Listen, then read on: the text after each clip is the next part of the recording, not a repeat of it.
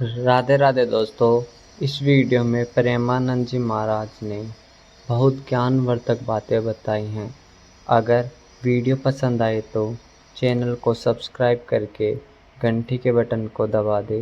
राधे राधे। वैसे कहा भी गया है, जिस साधक का एकांत पवित्र वही साधक है। नेत्रों के सामने, समाज के सामने सब होश में रहते हैं, लेकिन सही होश उसका माना जाता है जो एकांत में होश में रहता है।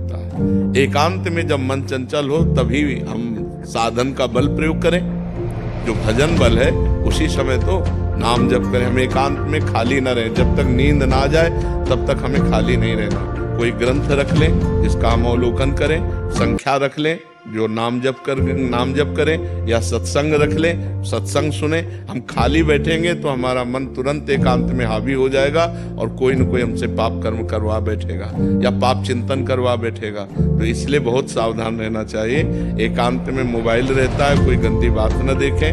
हम सत्संग सुने या शास्त्र स्वाध्याय करें या नाम जप करें, और नींद जब आ जाएगी तो अपने आप आ जाएगी, उसमें परेशानी नहीं है। नींद जो 4 घंटे 5 घंटे लेनी है, उसके अलावा हमें सावधान होकर समय काटना है। खास समय एकांत का।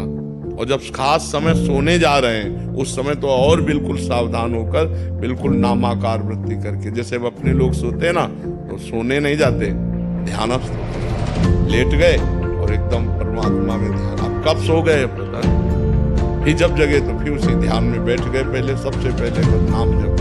तो एकांत को संभालना होगा। ये आपका ही नहीं, सबका है। एकांत सबका गंदा हो जाता है।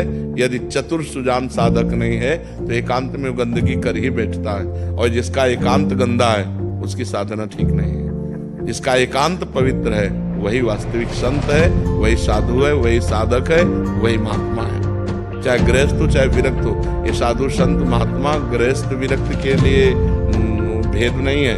इसमें गृहस्थ भी महात्मा हो सकता है। स्थिति है तो महात्मा है, स्थिति नहीं है तो वेश्य महात्मा नहीं माना जाता, स्थितियों से माना जाता है। तो हमें लगता है कि हमें एकांत में ज्यादा सावधान रहना चाहिए, क्योंकि एकांत पाकर मन कच्चे साधकों का, सच्चे साधकों का तो एकांत पाते तो एकदम डूबेगा भगवान में।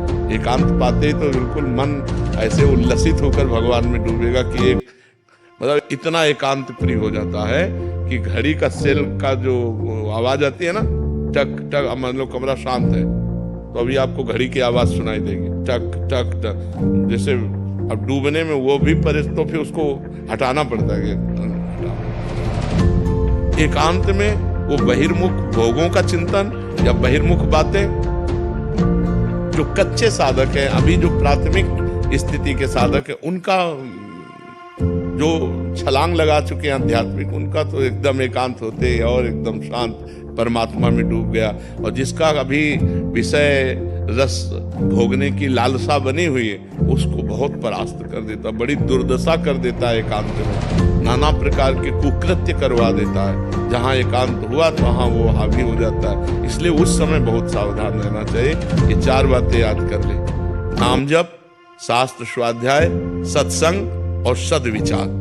इनके द्वारा हम एकांत को व्यतीत करें। एकांत में ये जरूर लागू करें।